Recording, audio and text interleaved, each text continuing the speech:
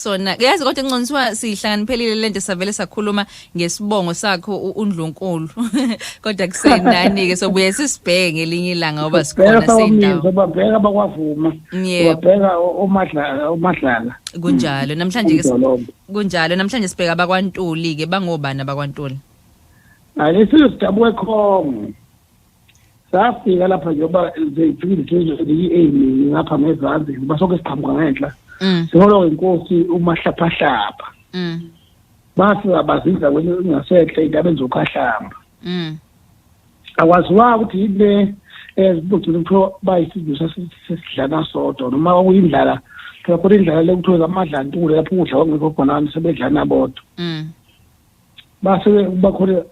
bebizwa ukuthi abangabazimzini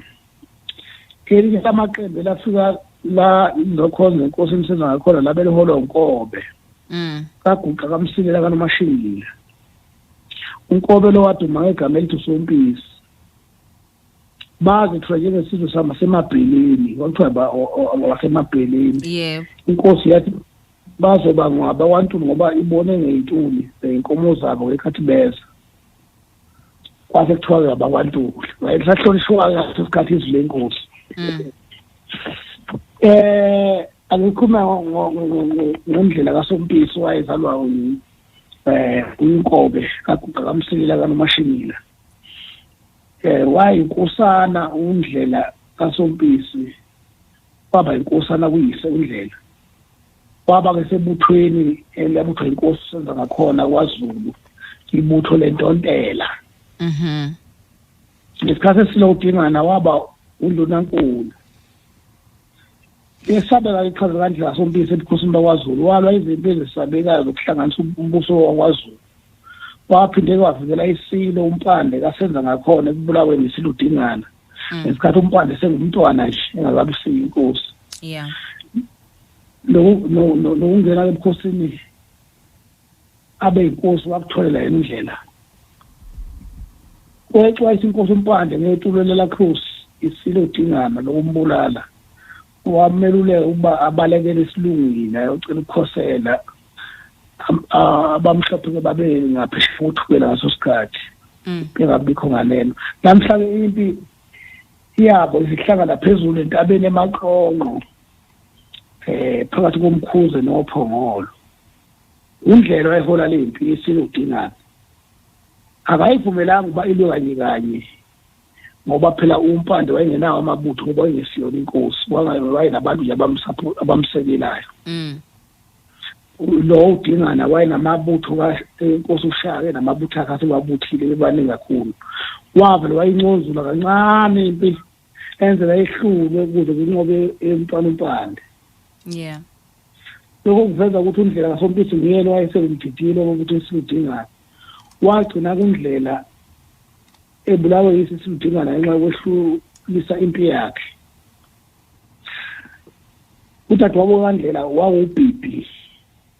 wayeNkobe wayegala inkosi enza ngakhona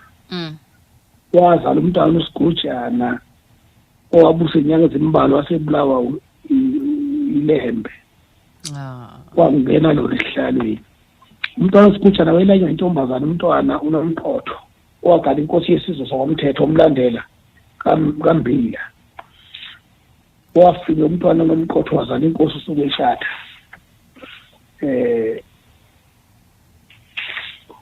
amathuthela kaNdlela kayizethenzwa ebukhosini bakwaZulu singabala uGodide kaNdlela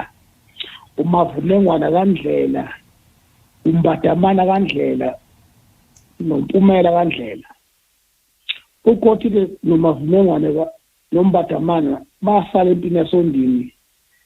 mhla uMandlakazi evimbezela isigodlo ngomhla ka-21 uNtulikazi ngonyaka we-1883 kanti ngasemuva-ke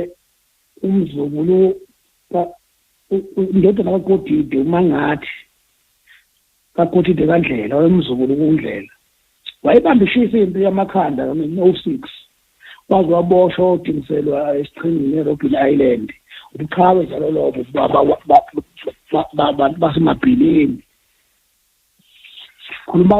ngechawe lapha ukhosi nokudabuka kwabakwaNtuli kodwa sibuka kakhulu iqhawe elaba undunankulu kaZulu ekhaya inkosi uDingana elazi bakuhlela ubukhosi ngokubeka umpande abe inkosi ehlaleni uGwabini womkhonto unonjela kulala uhlangothi libomvu ngoba libomvu amanxeba asengamanxulumo umsinize egenda ukusuka uMagatsho njengengwe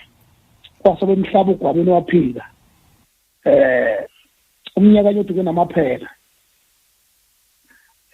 izikhuluma lapha ngabantu abalwa izimpi zomkhosi bayivikela nesizwe sakhona ngamaqhawe kwaZulu sisho ukuthi wayeza lamaqhawe lesingathi lesibhala yini phela la indlela wayena madoda la kubashilo ngathi ke umfungela kwandlela unozaza weZulu uGatshiya zihlakanipho umbumbo njengombemba wakwadlangezo umhlazo ogqamisa izihlangu zezibhozo uhlabana lomlwesi bethi uyafanele kamsika mahaba lokho uNhlukuzo kwandlela uhambukwini unombe ngayikhotha ushika samseka kakheza kwakuze inhlizwa ke lezo azibabonga kanjalo ngoba insizwa iyaziwa kwaZulu kumele ibonge ngeyibongo zayo sisho ngathi kuma ngathi kaKotite kandlela yena wabe engasazala ondlela kodwa wayesengumzulu wakhe yena bese khulile sekubusisa idinjini wakhetshwayo wayibamba into kakhanda pondo ubeka nje uchakushana kakhe zindaka sithole ngobambatha kamanxizi inkosi yakwaZondi